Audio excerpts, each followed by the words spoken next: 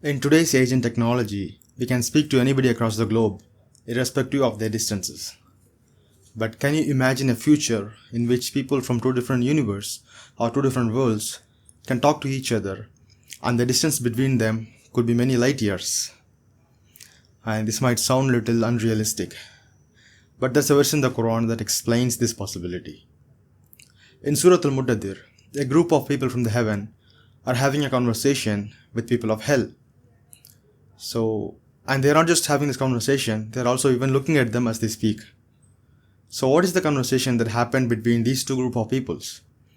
And this is a future event, and Allah has chosen to mention this in the Quran in order to remind us, in order to give us lessons. So what are the lessons that we can draw from this conversation?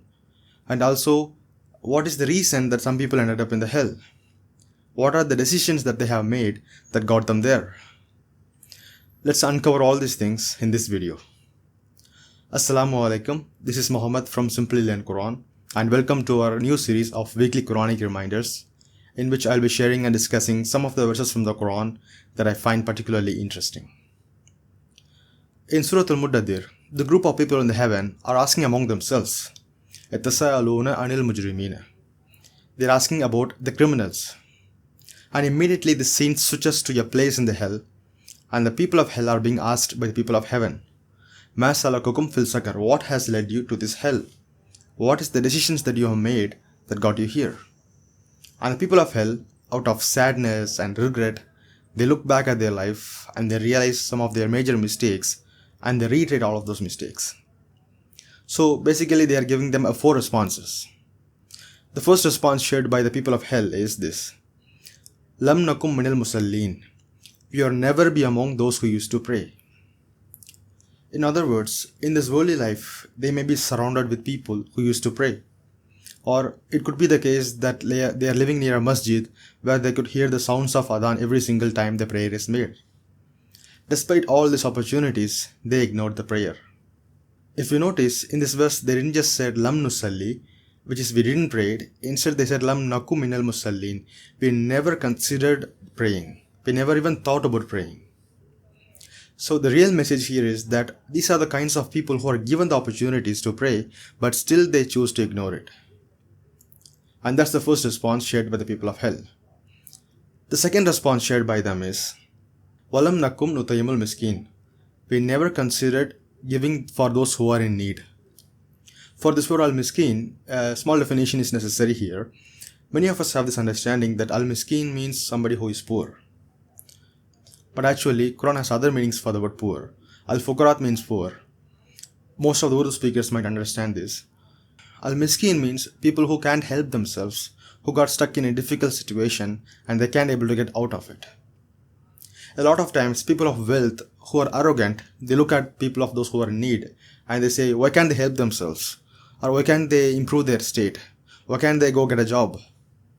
So these are all the people of al-miskin, which means it may be their economical situation, it may be their family situation, or the health situation they are in, or their political situation around them. Because of that, they got stuck in a difficult life situation and they can't able to get out of it. Walam nakum nutayimul miskin. So the al-miskin could be anybody. It doesn't have to be somebody who is a stranger. It could be someone who is from your own family. It could be your friend, it could be your brother, or it could be a sister. Anybody who got stuck in a difficult life situation can be considered as miskin. Walam nakum nutayimul miskin. We never ever considered helping those who are in need. And the third response shared by them is, we used to indulge in useless conversations. We used to indulge in entertainment. To better understand this verse, let's talk about screen time.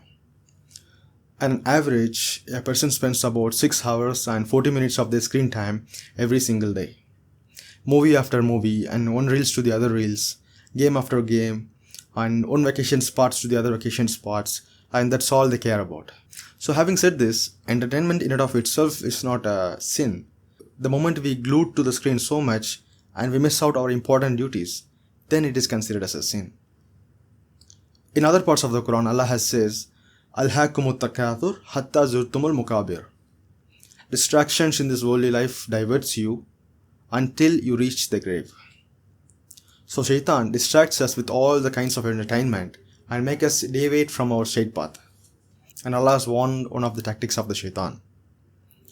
So these are all the third responses. And the fourth response is, we used to deny the day of judgment. We know that all our actions are being recorded. The kinds of words we speak, the way we treated others, the time we spent mostly on, the kinds of things we see, all the things are being recorded and it will be held accountable for us. And on the day of judgment day, it will be decided whether or not people will go to heaven or hell. So these are all the kinds of people who ended up in the hell. So that we have seen the four responses of the people of hell. One of the things that strikes me the most is the prayer. Because prayer seems to be one of the main reasons for why these people ended up in the hell. Allah Azza wa Jal has given a profound lessons in this verse. When you become a people of prayer, your heart softens towards Allah. And when your heart softens towards Allah, then necessarily it softens towards Allah's creation.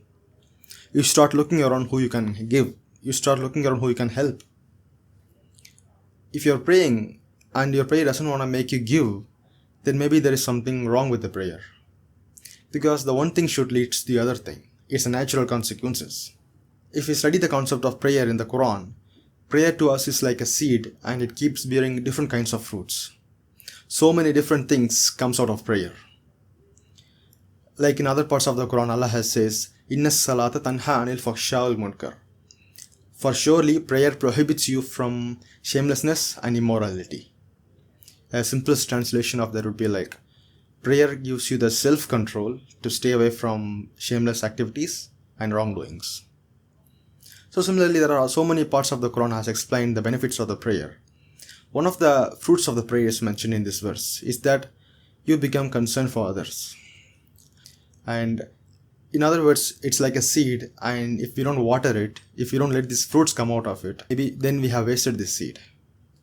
And because prayer is something that should bring other things to life, and that's what it's supposed to do. May Allah make us people of those who pray, so when they pray it leads to the other things. And may Allah make us people of those who give, and they don't become so insensitive so that the only thing they care about is entertaining themselves. Hatta atena lakin, until the certainty comes, which is the death itself. May Allah make us people of those who give, so that maybe our deeds weren't enough, but the du'as of those we gave to, maybe their du'as are the one that's going to save us on the day of judgment day. Barakallahu li wa lakum fil Quranic Hakim wa nafani fa yakum wa dhikrul Hakim. And that's a wrap for my first YouTube video. If you have any comments or any topics you would like me to discuss, please leave in this comment section below, and I would love to hear this from you.